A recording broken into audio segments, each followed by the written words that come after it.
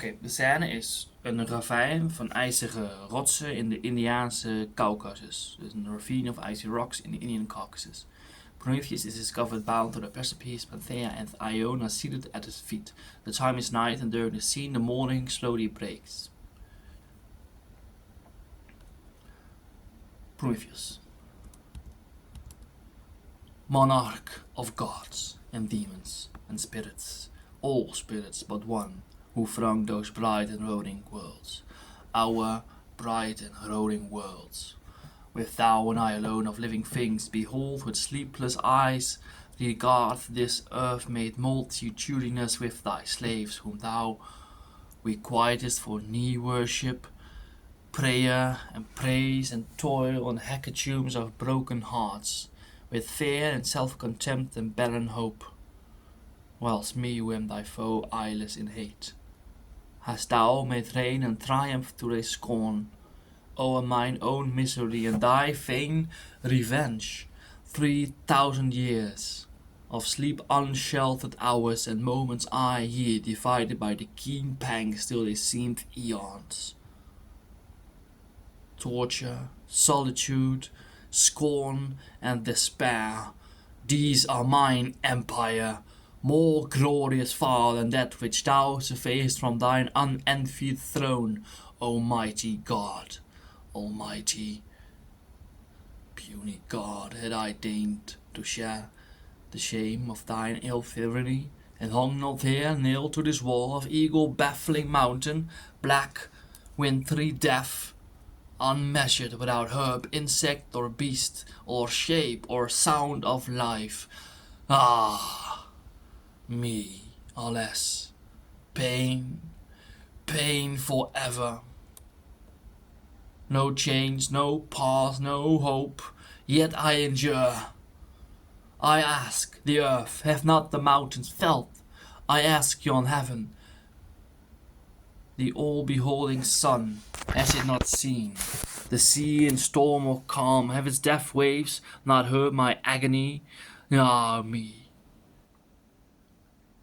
alas, pain, pain ever forever. The crawling glaciers pierce me with the spears of their moon-freezing crystals. The bright chains eat with their burning cold into my bones. Heaven's winged hound polluting from thy lips, his beak in poison, not his own, tears up my heart. Shapeless sights come wandering by, ghastly people of realm of dream mocking me. As the earthquake fiends are charged to wrench the rivets from my quivering wounds, when the rocks split and close again behind, while from their loud abysses, howling throng the genii of the storm, urging the rage of whirlwinds, and afflict me with keen hail. And yet to me welcome is day and night, whether one breaks the hoar frost of the morn, or starry dim and slow the other climbs the leaden-colored east, for then they lead the wingless crawling hours, one amongst whom, as some dark priest hails the reluctant victim, shall drag thee, cruel king, to kiss the blood from these pale feet, which then might trample thee, if they disdain not such a prostrate slave. Disdain? Ah, no, no, I pity thee. What ruin will hunt thee undefended thro' wide heaven?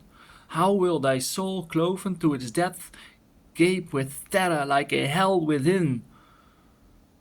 I speak in grief, not exultation, for I hate no more, as then ere misery made me wise, the curse once breath on thee I would recall. Ye mountains, whose many-voiced echoes through the mists of cataracts flung the thunder of that spell, ye icy springs stagnant with wrinkling frost, which vibrated to hear me, as then crept shuddering through India, thou serenest air, through which the sun walks burning without beams. And ye, tailor swift whirlwinds, on whom poised wings hung mute and moveless o'er yon hushed abyss, as thunder louder than your own made rock the orbed world, if then my words had power, though I am changed, though that all evil wish is dead within. Although no memory be of what is hate, let them not lose it now. What was that curse? For ye all heard me speak. Dan komen 4 stemmen. From the mountains, from the springs, from the air and the whirlwinds. Thrice 300,000 years o'er the earthquake couch we stood. Oft as men convulsed with fears, we trembled in our multitude. Thunderbolts had parched our water. We had been stained with the bitter blood. We had run mute mid shrieks of slaughter, through a city in a solitude. And I had clothed since earth uprose, it wasted in colours not their own, and oft had my serene repose been cloven by a memory rendering groan. We have soared beneath these mountains, unresting ages, nor had thunder, nor yon volcanoes' flaming fountains, nor any power above or under ever made us mute with wonder.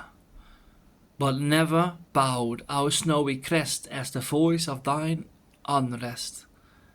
Never such a sound before, to the Indian waves we bore. A pilot asleep on the howling sea leaped up from the deck in agony, and heard and cried, "Ah, woe is me," and died as mad as the wild waves be.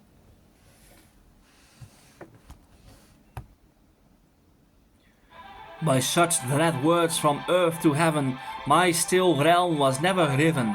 When its wounds was closed, there stood darkness over the day like blood. And we shrank back for dreams of ruin to frozen caves, our flight pursuing, made us keep silence thus and thus, though silence is a hell to us. The tongueless caverns of the craggy hills cried misery. Then the hollow heaven replied misery. And the ocean's purple waves climbing the land howled to the lashing winds, and the pale nations heard it, misery. I heard a sound of voices, not the voice which I gave forth. Mother, thy sons and thou scorn him, without whose all-enduring will, beneath the fierce omnipotence of Jove, both they and thou have vanished like thin mist unrolled on the morning wind. Know ye not me, the Titan, who has made his agony the barrier of your all else conquering foe? O rock-embosomed lawns and snow-fed streams, no seen authored for vapors deep below, through whose overshadowing woods I wandered once. Through whose overshadowing woods I wandered once with Asia, drinking life from her loved eyes, why scorn the spirit which informs ye now?